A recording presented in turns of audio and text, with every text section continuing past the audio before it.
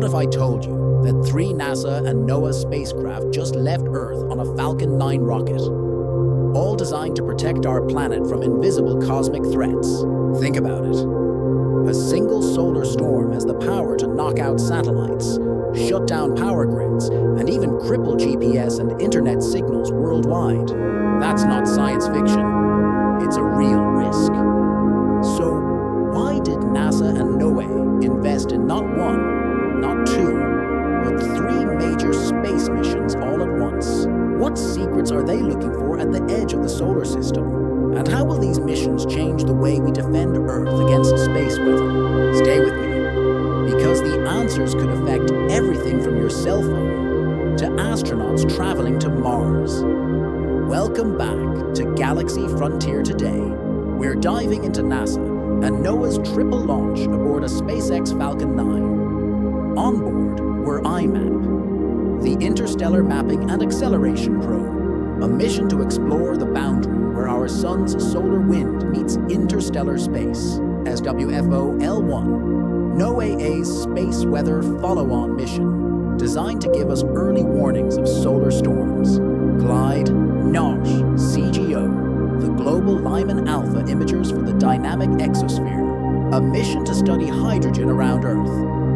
3 missions, 1 rocket, and 1 shared goal: protecting life on Earth and preparing humanity for interplanetary travel. This isn't just about astronomy. It's about technology, survival, and the future of space exploration. Let's start with IMAP. IMAP is like a cosmic weather station placed near the Sun-Earth L1 point, about 1 million miles from Earth. Its job? To map how particles from the Sun, solar wind, interact with the boundary of our solar system. Why does this matter? Because understanding this boundary helps us figure out how dangerous cosmic radiation really is for astronauts heading to Mars. NASA scientist Dr. David McComas leads the IMAP team, and he explains it simply. If we want to leave Earth safely, we need to understand the invisible forces that surround us. Next, SWFO L1. This NOAA mission is basically Earth's first line of defense against solar storms. It sits at L1 to constantly watch the sun and give up to an hour of warning before a CME hits Earth. That's crucial time for operators to shut down satellites, protect astronauts, and even safeguard power grids. Finally, GLIDE, CGO. While less flashy, it studies the thin cloud of hydrogen surrounding Earth. Believe it or not, this helps scientists understand how the sun's energy leaks into our upper atmosphere, and why Earth remains habitable while Mars lost much of its atmosphere. Now, why launch all 3 together? Cost efficiency. By bundling missions on 1 Falcon 9, NASA and NOAA saved millions. But it's also about synergy.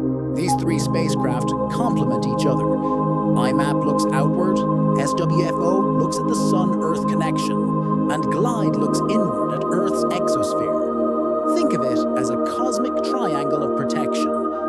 And here's the key. The more we know about solar radiation, the more confidently we can send astronauts back to the Moon and onto Mars.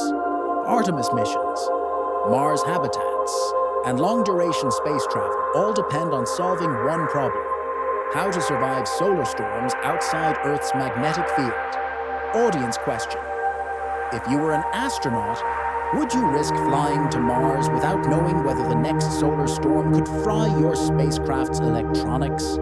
Here's where it gets personal. Solar storms aren't just an astronaut problem. They're an Earth problem. In 1859, the Carrington event fried telegraph lines.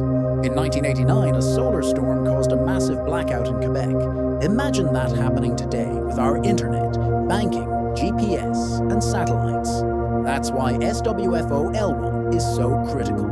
A few hours of early warning could prevent trillions in economic losses. NASA's and NOAA's scientists call this planetary defense for civilization. Meanwhile, IMAP's findings could shape radiation shielding for future spacecraft. If we can map how particles accelerate at the edge of the solar system, we can better design habitats for Mars explorers. And Glide. Its hydrogen studies help explain how Earth holds onto its atmosphere. One reason we're alive today while Mars is barren. This launch isn't just about today. It's about the future of space exploration. Imagine Artemis astronauts on the Moon in the 2030s, Mars missions in the 2040s, and interstellar probes heading beyond Pluto. All of that depends on mastering space weather. NASA Administrator Bill Nelson said it clearly. Every mission we send into deep space depends on understanding and protecting against space weather. So, these 3 missions are more than science projects. They're part of humanity's toolkit for becoming a spacefaring species. Did you know astronauts on the International Space Station sometimes have to shelter in radiation-protected areas during strong solar storms? Or that the Parker Solar Probe is actually flying through the sun's outer atmosphere to help predict space weather? And here's a wild one. If a Carrington-level event happened today, it could cause up to $2.6 trillion in global damages within days. So, will the sun destroy Earth tomorrow? No. But could a solar storm disrupt life on Earth in the coming years?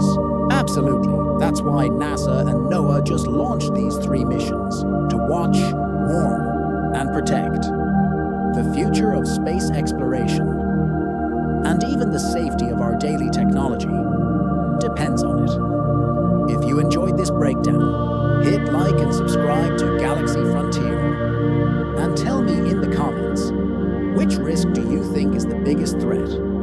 Solar storms, asteroid impacts, or climate change? I'll read every comment. And maybe make a follow-up video on the one you vote for most.